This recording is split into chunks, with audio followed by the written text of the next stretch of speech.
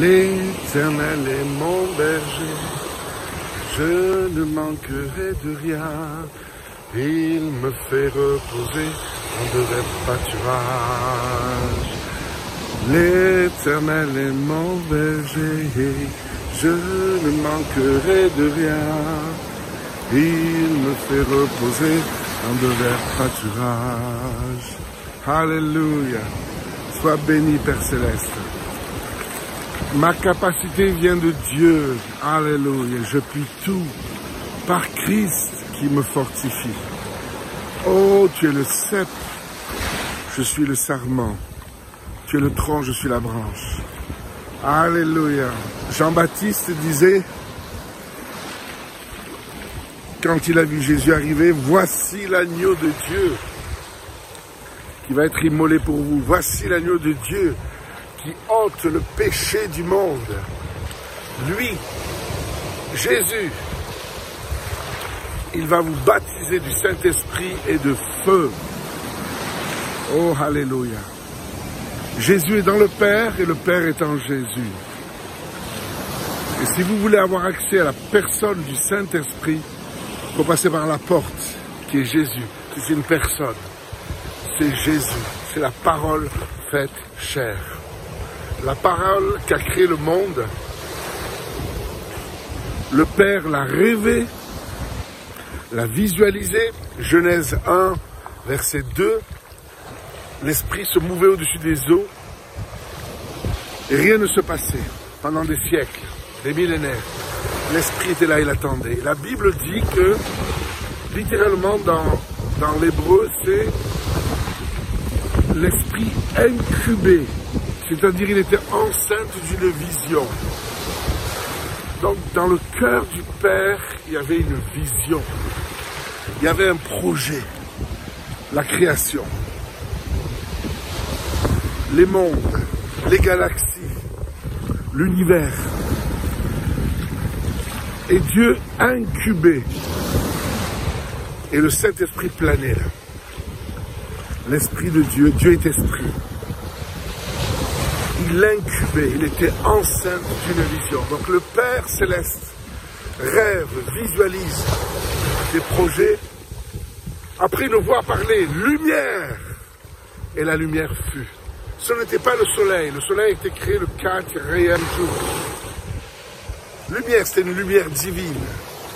C'était la lumière de Dieu. Et le Saint-Esprit l'a fait. Le Père le conçoit, Jésus le proclame, et le Saint-Esprit le fait, avec le ministère des anges. Voilà comment Dieu procède, et comment Dieu veut procéder avec toi. C'est très important de comprendre cela. Nous sommes faits, nous sommes créés à l'image de Dieu. Créons l'homme à notre image, selon notre ressemblance. Des girafes font des girafons.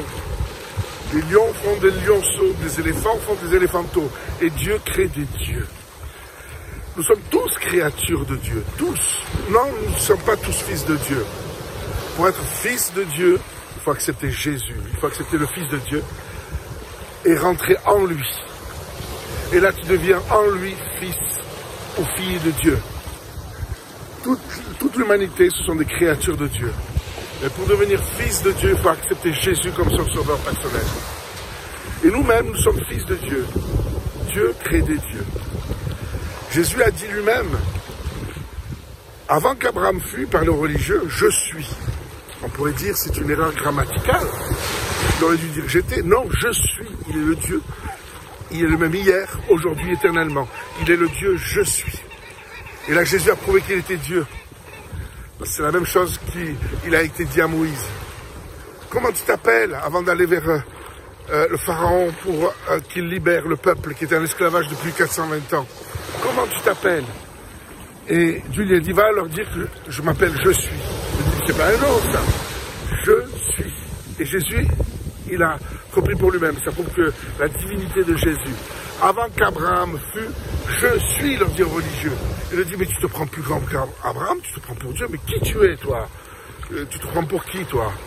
Et Jésus, il dit là, dans ce passage, n'est-il pas écrit dans ma parole, Dieu siège au milieu des dieux. Sans la grâce de Dieu, nous sommes des pécheurs, nous sommes rien du tout. Mais par la grâce de Dieu, on devient fils et filles de Dieu. Nous sommes co-héritiers avec Jésus. Ça veut dire au même rang, à la même position que Jésus. En Christ, je suis Christ sur la terre. Tout ça par sa grâce. Je porte son nom. En son nom, je peux faire les mêmes miracles que Jésus a fait. Je peux faire des œuvres même plus grandes que lui sur la terre. Tout ça par sa grâce. Alléluia. Nous avons une position et une autorité extraordinaire en Christ. Qu'on n'offre aucune philosophie, aucune théorie, aucune doctrine, aucune religion. C'est la personne de Jésus. Nous croyons en un Dieu puissant. Alléluia. Donc le Père le conçoit, Jésus le proclame et le Saint-Esprit le fait. Eh bien, de même, nous, en tant que fils de Dieu, on doit rêver les rêves de Dieu.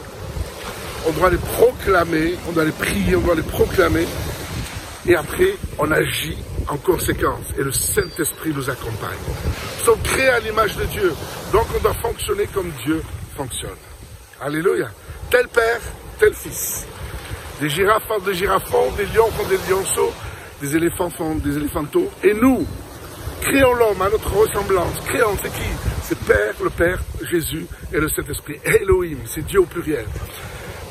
Ils sont trois, mais à la fois ils sont un en trois et trois en un. L'un dans l'autre, comme les poupées russes, vous savez? L'un dans l'autre. Jésus dans le Père et le Père est en Jésus. Et nous avons accès au Saint-Esprit par l'intermédiaire de Jésus. C'est lui, c'est Jésus. Il vous baptisera du Saint-Esprit et de feu. Jésus est la porte qui nous donne accès à la puissance du Saint-Esprit, à la personne du Saint-Esprit, qui vient habiter dans nos cœurs. Oh, c'est merveilleux. C'est extraordinaire. Le pont entre le monde du Saint-Esprit, le troisième ciel, et le premier ciel, là où je vis, le monde physique, c'est mon cœur et ma bouche. C'est en croyant du cœur et en confessant de la bouche que je parviens au salut. C'est pas simplement le pardon des péchés. Dans le salut, dans le grec, c'est guérison physique, c'est prospérité financière, c'est autorité spirituelle, c'est bonheur et grâce, c'est faveur de Dieu. Oh, alléluia. Dieu est puissant, mes amis. Donc nous sommes tous des créatures de Dieu, mais pour devenir fils ou fille de Dieu, il faut accepter Jésus comme son sauveur personnel. Alléluia. Sois béni, Père Céleste. Dieu couvre des projets. Il est enceinte de projets. Jésus le proclame. Et le Saint-Esprit l'a fait. Et nous, c'est idem. Dieu il met des chemins tout tracés dans nos cœurs, nous dit les psaumes, David dans les psaumes.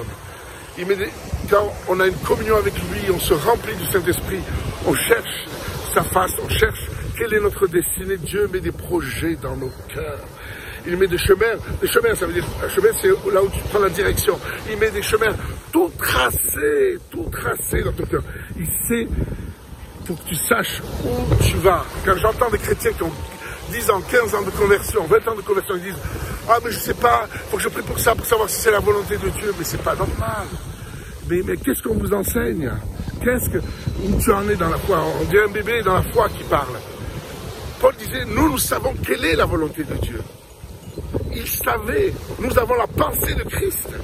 En Christ, tu dois savoir qui tu es, tu dois savoir quoi faire, et tu dois savoir où aller. C'était la mission de Jésus sur la terre. Il n'arrêtait pas de dire qui il était, d'où il venait et où il allait. Alléluia. Soyez bénis les amis. Oh, soyez bénis. Tel père, tel fils. Vous êtes des fils et des filles de Dieu. Dieu vous a choisi. Vous qui avez accepté Jésus comme votre sauveur personnel. Soyez les bénis les amis.